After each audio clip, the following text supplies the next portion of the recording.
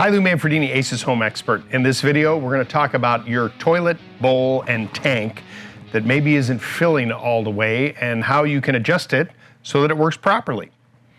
Okay, when it comes to your toilet filling up all the way, it has a relationship with the amount of water that's in the tank itself. And so you need to make sure that that is adjusted properly so that there's enough water in the tank to put enough water into the toilet bowl, and also there's enough water in the tank that when you flush it, the toilet works properly for both liquids and solids.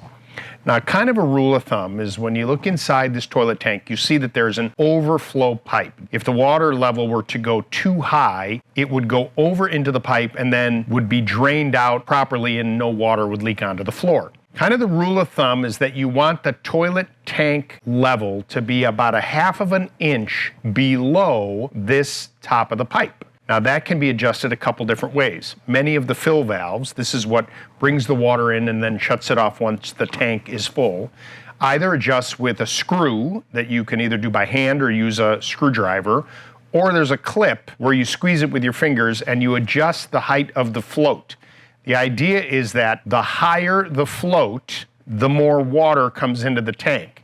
Now remember, about 1/2 an inch. You don't want that water to be so high that it spills over, wastes water. It's not going to gain you anything but a higher water bill. So by adjusting the level of the water in the tank, you should have proper flushing action and enough water in the bowl itself.